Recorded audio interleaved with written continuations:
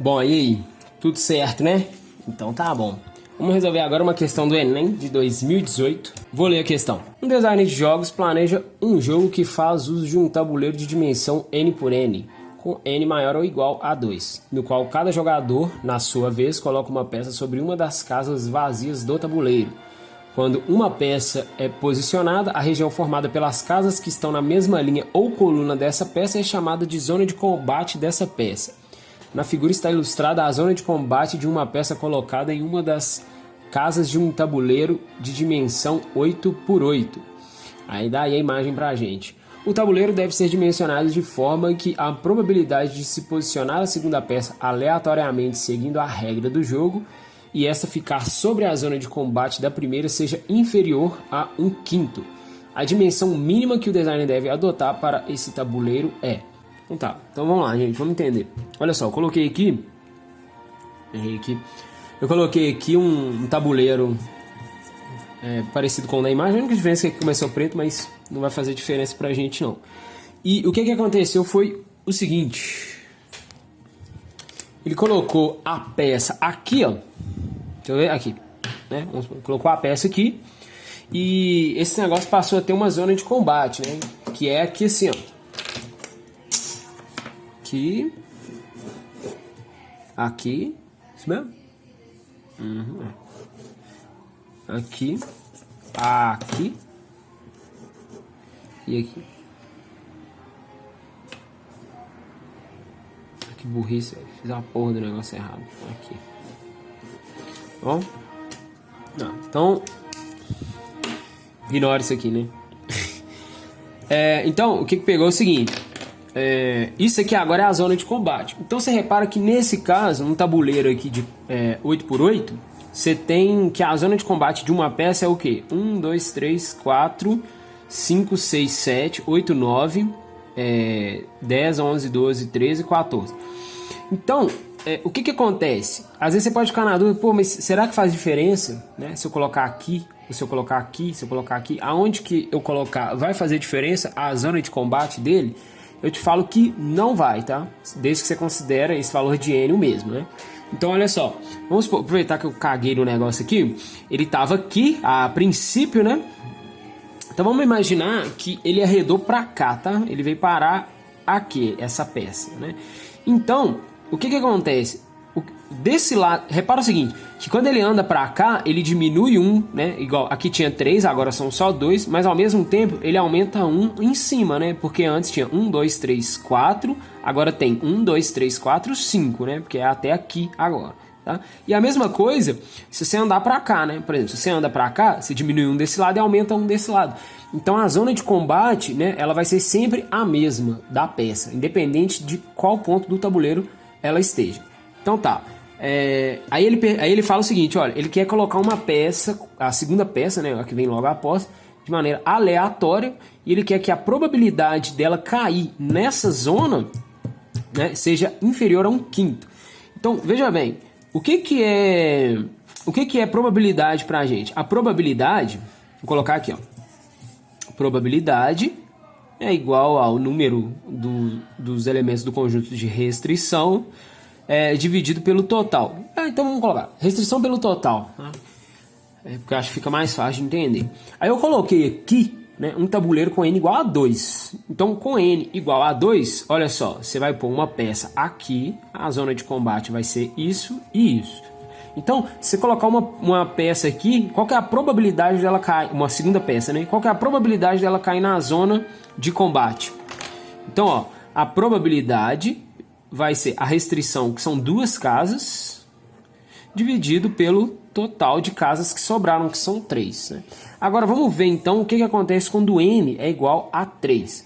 Então vamos pôr a nossa peça aqui também, para facilitar, né? Fica bem mais fácil se enxergar assim. Como eu te falei que você pode pôr em qualquer lugar. Então qual que vai ser a probabilidade aqui, nesse caso? Ó, 1, 2, 3, 4. Então 4... dividido por 8, tá? E assim vai. Você pode fazer mais, você pode fazer com um n igual a 4, 5, 6, 7, 8 e vendo, né? Só que eu tenho uma observação aqui a fazer, né? Que foi o que foi da forma que eu resolvi a questão, que é a seguinte. Repara uma coisa, sempre que você coloca sempre que você coloca uma peça, né? O que... Obrigado. Você podia liberar a luz aí? Venâncio. Deita aí. Eita. Pronto. Então tá, você viu que a quantidade de locais disponíveis pra gente vai ser igual ao quê? Vai ser o total de casas que a gente tem, total de casas que a gente tem menos 1. Por quê? Porque esse 1 que você tira é aonde você vai colocar a peça, né? A primeira peça em questão. Então tá. Não, velho, mas tá foda, hein, velho? Esse rabo tá pegando tudo aqui, velho. Tá bom. Então, agora vamos ver, então, qual que é a nossa restrição. Então, aqui, ó. A nossa restrição, ela vai ser o seguinte. Repara que quando... O que você quer, Vênus? Repara que quando você põe a peça aqui, né? Isso daqui, ó. Isso que sobra aqui é o quê? É justamente n menos 1. Isso que sobra aqui, ó, é justamente n menos 1. Então, desse jeito, e usando a ideia de restrição pelo total, né, a gente consegue colocar essa probabilidade em função de n. Então, olha só. No caso, a nossa restrição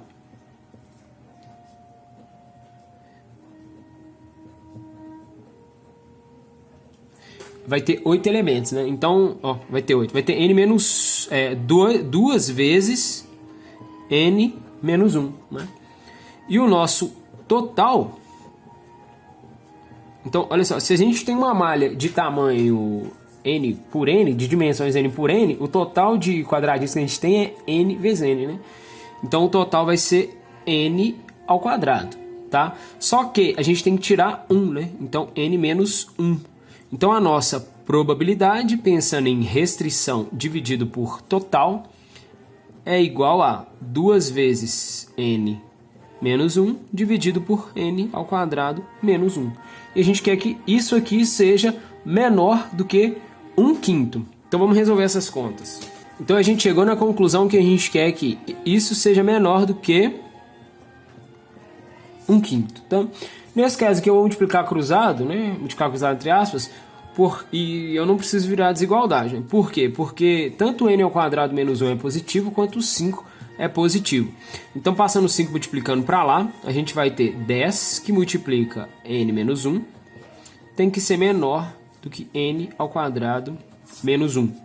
Então, distribuindo aqui, a gente tem 10n menos 10.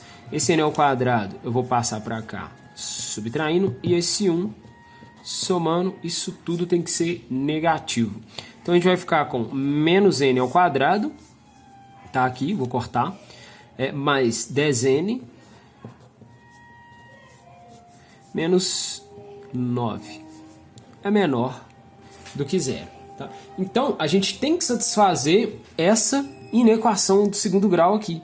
Né? O que a gente vai fazer? Vamos fazer o estudo do sinal dela. Quando a gente encontrar as raízes, né, pensando em n menos n ao quadrado mais 10n menos 9 igual a 0, né, para a gente poder fazer o estudo, a gente tem que n é igual a...